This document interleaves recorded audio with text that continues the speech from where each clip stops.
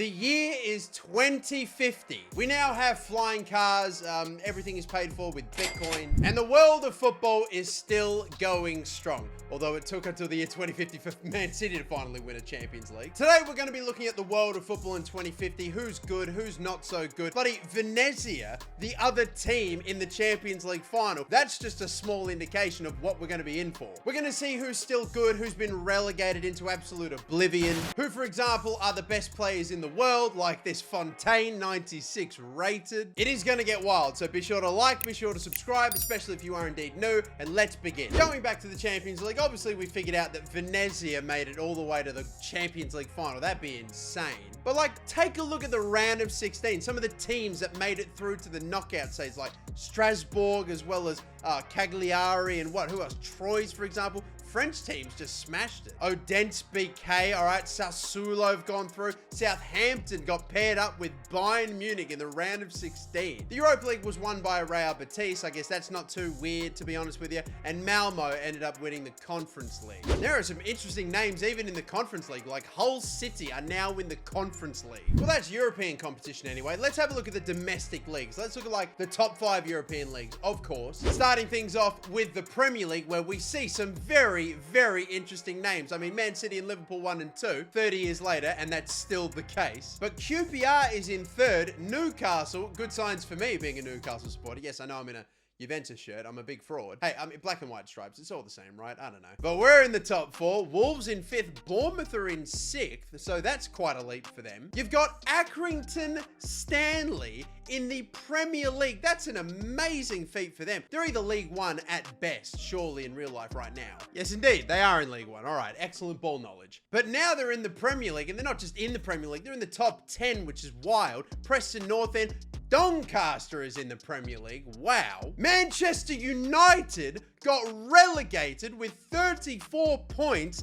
That is mental to think about. Crystal Palace, Burnley are gone, and God, there are probably some other teams that I've just noticed aren't even in the Prem at all. Holy crap. Who's in the Championship? Reading and West Ham finished 1 and 2. Okay. Arsenal, there's Everton. Everton are in the Championship in 10th place. And Arsenal's worse. They're way worse. Arsenal is a League One team. You are taking the piss. That's unbelievable. What a fall. I mean, even Aston Villa getting almost all the way down to League One is pretty nuts as well. Yeah, sure, I could see it happening to a club like Sunderland, whatever, but like Arsenal though, I can't really see any other teams in League One that have had like a crazy big slide or anything. So I think it's fair to say Arsenal are probably the worst performing English team at this stage. They've had the biggest slide, and fair play to like Doncaster and Accrington Stanley, who have done bits. Again, shout out to QPR too in the Champions League's pretty good as well. But let's look at other leagues in the top 5 Europe. Like in Ligue 1, for example, where PSG have been knocked off the top by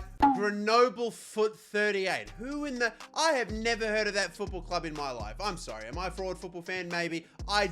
Who in the hell are they? Crazy. They're winning Ligue 1. Some other big moves, not really, but you know, PSG not being on top anymore. Bayern Munich have been well and truly knocked off the top of the Bundesliga as well. I mean, Hanover won, but Dortmund got close, Frankfurt, Leipzig, Stuttgart. I mean, there are a decent amount of familiar teams in those areas there. But where the hell are Bayern Munich? They're in 15th. How in the world did Bayern Munich nearly get relegated out of the Bundesliga from dominating it forever to get knocked out of it almost? Taking a look at Serie A, and again, we are getting the most random winners of all the leagues, apart from Man City just dominating as per. But still though, Lecce, however you were to say that, they beat Juventus by a point. Shame.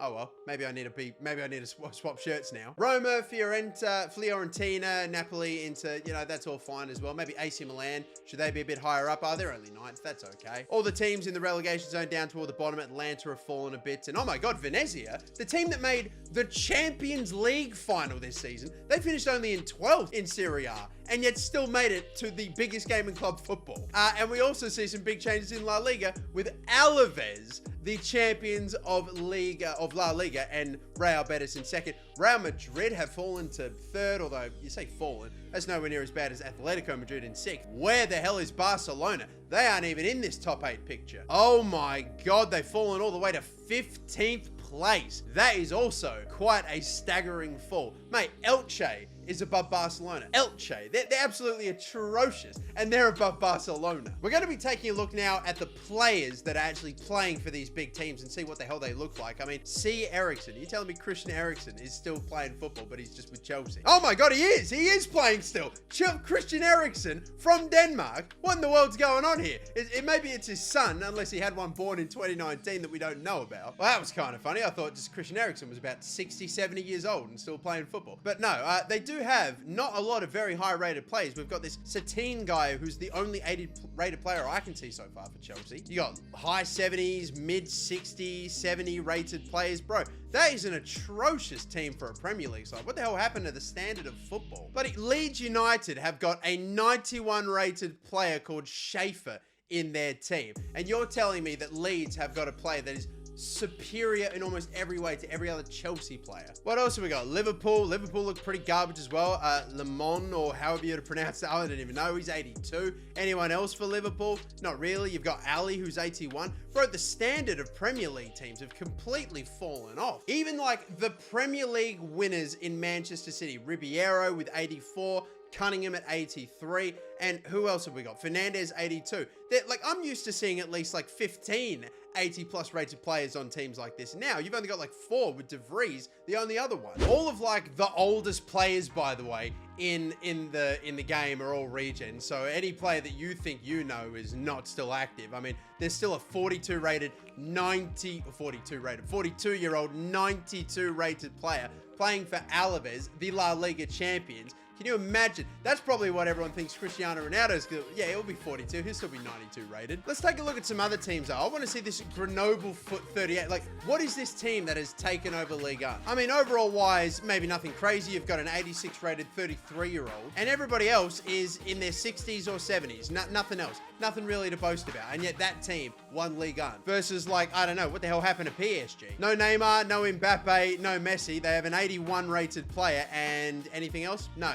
No, everyone has fallen off of a cliff. The standard of football is gone. Everyone is either like in their 70s with some sort of just in their 80s, and then you've got suddenly a bloke like this who's like 96 rated. This guy, Aurelien, whatever, Fontaine, I'm assuming he might be an Mbappe regen because he's a striker left winger with 1-star weak foot. He's got the best player in the game, has 1-star weak foot. Nah, the standard of football, it just dropped off a cliff. We've had a bit of a look at some of the teams now. I want to see what nations are good in 2050. Who is going to win the World Cup in 2050? I've just realized something too. To go into the World Cup, we need to go into next season. And I've already pushed this game way further than it's supposed to. So I hope it'll let me keep going. I'm going to cross my fingers, load up the 2050-2051 season and just hope that it works. Ooh, that's not a good sign now, is it? Ah, well, that's a bit of a shame. I don't think we'll be able to see the World Cup. The player of the year is SCR Altax